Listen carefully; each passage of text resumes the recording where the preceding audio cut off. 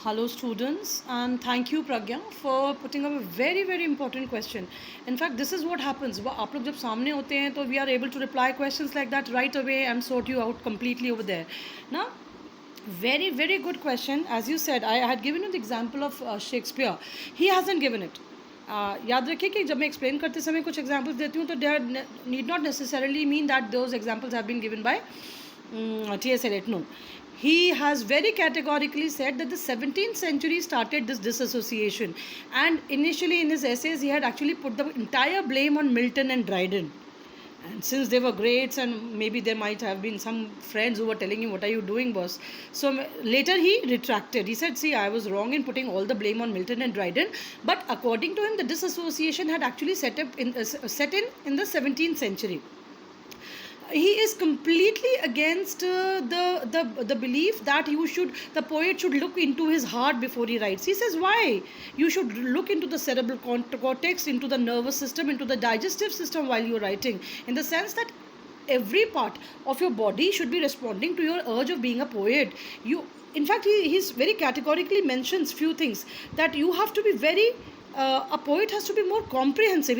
He's given you a very great reason for that. He said, we are living in a civilization which comprehends of great variety and complexity. We are living in a in a world where your mind and your heart are not able to differentiate the emotions and feelings as to where they emerge from. So basically, rather than disassociate them कि भाई ये तो heart की poetry, ये तो mind की poetry, there has to be a comprehensive poetry. It has to be elusive, he said. He used a very beautiful term which I like. He said it has to be indirect. Try and force you have to force that kind of meaning. You have to be indirect. And then very important thing that I told you that had laid the foundation of the entire 20th century criticism. He says, if necessary, dislocate the meaning, in the sense that the kind of complexity you are living in, your language is becoming more refined, but your feelings are crude. But this is what he was not liking. This is what he was calling the disassociation of sensibility.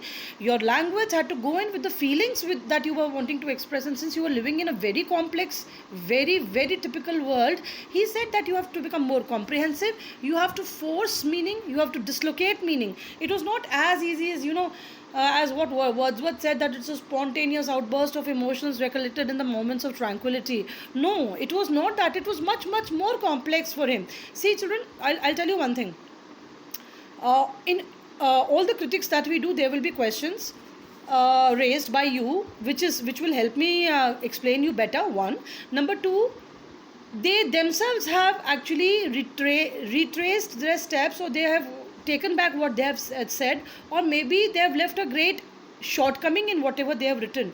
Like for instance, when I will teach you the touchstone method of Matthew Arnold, we'll discuss it at a greater length, and that's why this becomes a bit of a complex paper, because basically what happens is that जो ये लोग कह रहे हैं ना, उसको ये खुद सब्सटैंशिएट नहीं कर पाते. अब जैसे डिसोसिएशन ऑफ सेंसिबिलिटी है, उन्होंने फाइन हमें बता दिया कि सल्फ़र और ऑक्सीजन को अगर आप एक टेस्ट ट्यूब में लेबॉरेटरी में मिलाएंगे तो सल्फ़र डाइऑक्साइड बन जाएगी, और उसके अंदर ना सल्फ़र है ना ऑक्सीजन है. वो सल्फ़र डाइऑक्साइड एक बिल्कुल नया समथिंग वेरी न्यू फॉर्म्स.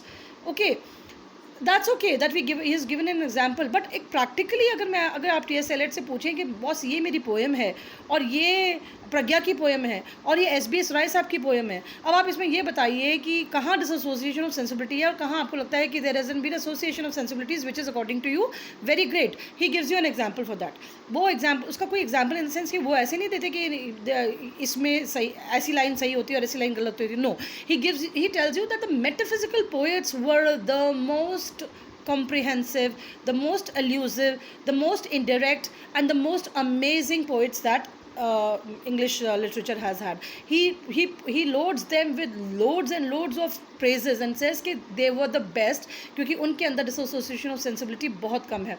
मैंने आपको बहुत ब्यूटीफुल राइटअप दिया है जिसके अंदर मैंने आपको नाइट का, लिवाइस का, करमोड का, बहुत सारे लोगों के आपको व्यूज़ दिए हैं. वेर फ्रैंक करमोड सेज कि बॉस जितना पीछे चलते जाएंगे डिसोसिएशन ऑफ सेंसिबिलिटी कहीं ना कहीं किसी ना किसी में तो मिलेगा ही मिलेगा, which is very true, I agree with that.